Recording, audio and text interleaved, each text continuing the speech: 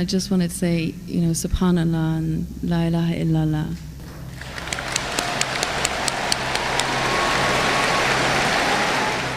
بسم اللہ الرحمن الرحیم. السلام علیکم ناظرین. دین دنیا چینل میں آپ کو خوش آمدید کہتے ہیں. ناظرین، دین حق کی طرف لوٹنا خوش نصیبی کی بات ہے. یہ ایسی سعادت ہے جو ہماری دعا ہے کہ ہر غیر مسلم کو ملے اور ہر مسلمان کو بھی راستے سے بھٹکنے سے اللہ تعالیٰ محفوظ رکھے. بلا شبہ ڈاکٹر ذاکر نائک نے اب تک سینکڑوں لوگوں کو اسلام کی روشنی سے منور کیا اور دہائیوں سے جاری دعوت کے کام کے دوران ان کے ارادوں میں ذرا سی بھی لغزش نہیں آئی. اور یہی وجہ ہے کہ اب بھی جوک در جوک غیر مسلم ان کی خدمت میں حاضر ہوتے ہیں اور اسلام قبول کرتے ہیں. دبئی میں بھی ایسا ہی ہوا جب ایک کرسچن خاتون جس کا نام اینا تھا وہ آئی اور اس نے اپنے 2 سوالات رکھے. ناظرین، اس کے سوالات بہت چھوٹے سے تھے مگر ڈاکٹر صاحب نے اس تفصیل کے ساتھ اور ہر باریکی کا جواب دیا کہ سننے والی اس خاتون نے دل و دماغ سے قبول کر لیا کہ جو بھی آپ کہہ رہے ہیں وہ سچ ہی ہے. اور صرف 2 سوالوں کے جواب لینے کے بعد اینا نامی اس خاتون نے اسلام قبول کر لیا. ناظرین، آپ کو اس خاتون کے پہلے سوال سناتے ہیں، پھر ڈاکٹر ذاکر نائک صاحب کا جواب سناتے ہیں.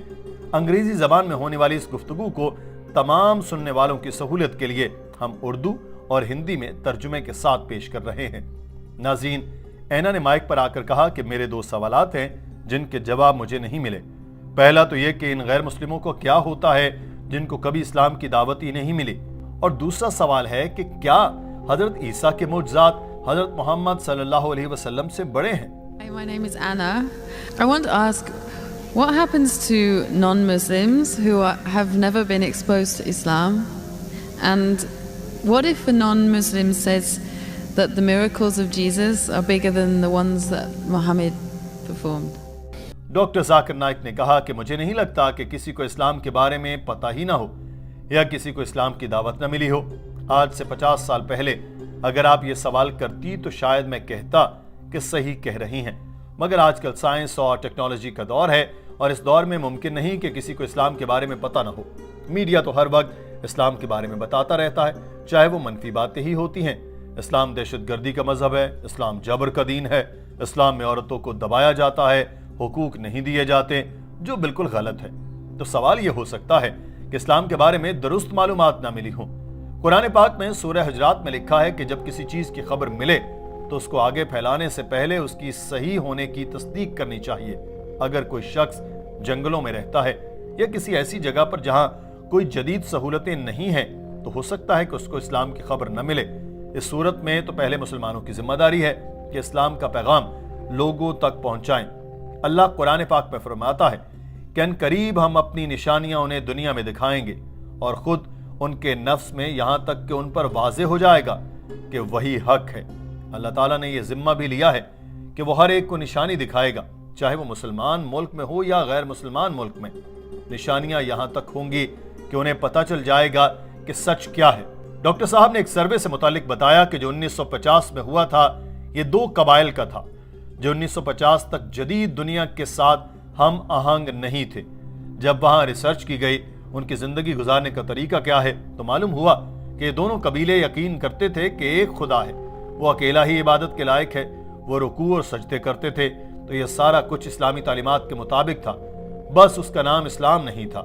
حضرت محمد صلی اللہ علیہ وسلم نے فرمایا کہ ہر بچہ دین فطرت پر پیدا ہوتا ہے، وہ مسلمان ہوتا ہے، اور مسلمان ہونے کا مطلب یہ ہے کہ اپنی منشا کو اللہ کی مرضی پر چھوڑ دینا. بعد میں جب وہ بڑا ہوتا ہے تو وہ والدین، اساتذہ، رشتہ داروں سے متاثر ہو کر راستے سے بھٹک سکتا ہے.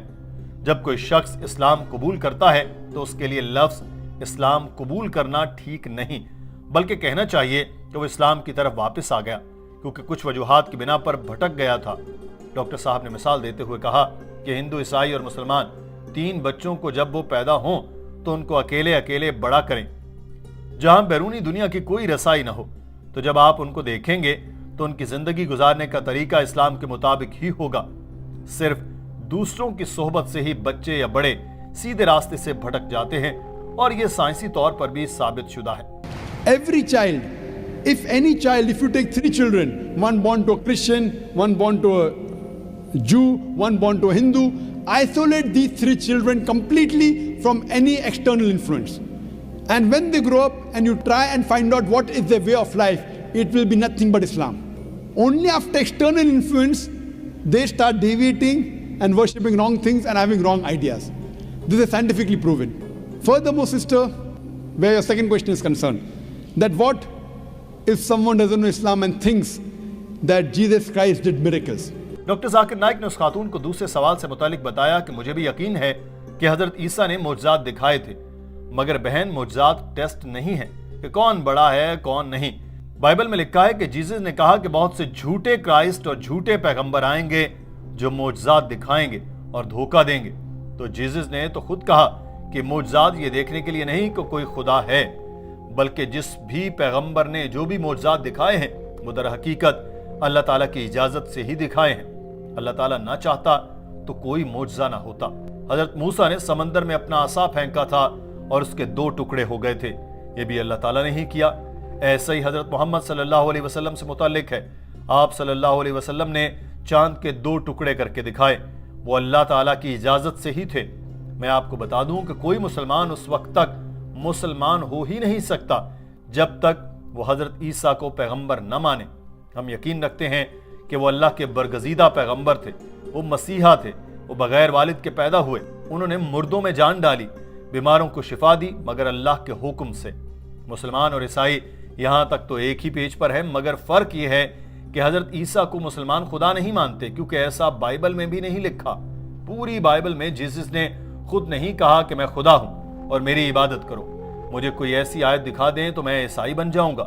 اس بات پر پورا ہال تالیوں سے گونج اٹھا۔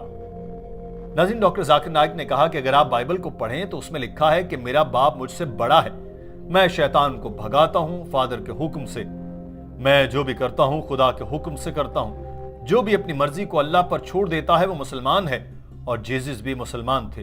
انہوں نے کبھی نہیں کہا کہ وہ خدا تھے۔ انہوں نے کہا کہ جو الفاظ تم مجھ سے سنتے ہو وہ میرے نہیں، فادر کے ہیں جنہوں نے مجھے بھیجا۔ گوسپل آف میتھیو میں لکھا ہے کہ ایک شخص نے پوچھا میں کیا کروں ابدی زندگی پالوں؟ تو جیزس نے جواب دیا ایک خدا پر یقین رکھو، اس کی مانو، جس سے منع کیا وہ عمل نہ کرو، جنت میں چلے جاؤ گے اور ابدی زندگی پاؤ گے۔ جیزس نے کبھی نہیں کہا کہ مجھ پر یقین رکھو میں خدا ہوں۔ انہوں نے کبھی نہیں کہا کہ مجھے خدا سمجھو تو جنت میں جاؤ گے۔ ڈاکٹر صاحب نے بتایا کہ بائبل میں لکھا ہے کہ انسانوں میں سے ہی ایک انسان کو چن کر اس کے ذریعے معجزات دکھائے گئے جو خدا نے خود کیے اور تمہیں دکھائے۔ تو جو بھی معجزات جتنے بھی پیغمبروں نے دکھائے وہ سارے کے سارے اللہ کے حکم سے اور اس کی نشانیاں ظاہر کرنے کے لیے ہی تو تھے۔ اور گوسپل آف جان میں یہ بھی لکھا ہے کہ میرے پاس تم سے کہنے کو ابھی بہت سی باتیں ہیں لیکن اب تم ان کو برداشت نہیں کر سکتے، لیکن جب وہ روح حق آئے گا وہ آپ کی تمام سچائی کی طرف رہنمائی کرے گا، کیونکہ وہ اپنے بارے میں بات نہیں کرے گا لیکن جو کچھ وہ سنے گا وہی کہے گا اور تمہیں آنے والی چیزیں بتائے گا۔ تو یہ پیش گوئی صرف اور صرف حضرت محمد صلی اللہ علیہ وسلم کے بارے میں تھی اور کسی کے بارے میں نہیں۔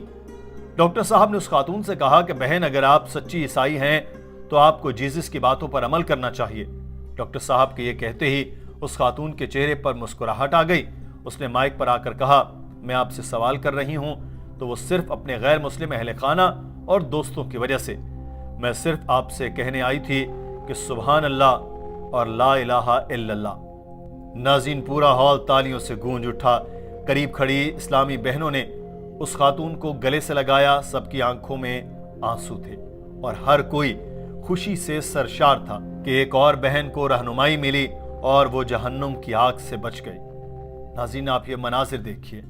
Zakir, I am a revert, and I was just asking questions on behalf of my non-Muslim family and friends, and I just wanted to say, Subhanallah and La ilaha illallah.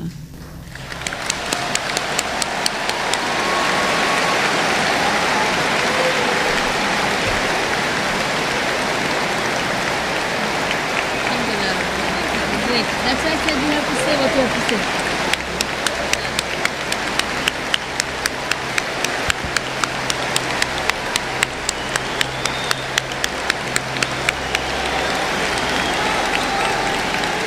Doctor Zakir Naik جو اپنی set پر جا کر بیٹھ چکے تھے یہ سنتے ہی mic کے پاس بھاگے چلے آئے اور کہا بہن آپ کو دین اسلام میں خوش آمدید کہتا ہوں۔ اللہ سے دعا ہے کہ آپ کو جنت میں داخل کرے، وہ آپ کو رہنمائی دے اور اگر آپ کی مزید سوالات ہیں جو آپ اپنے اہل خانہ اور دوستوں کے لیے کرنا چاہیں تو آپ کو اجازت ہے اور آپ کر سکتی ہیں۔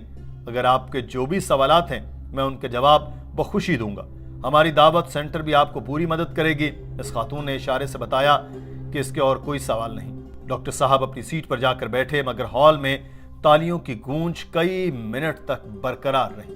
ناظرین، اس خوبصورت ویڈیو کے بارے میں آپ کی رائے کیا ہے؟ کمنٹ سیکشن میں ضرور آگاہ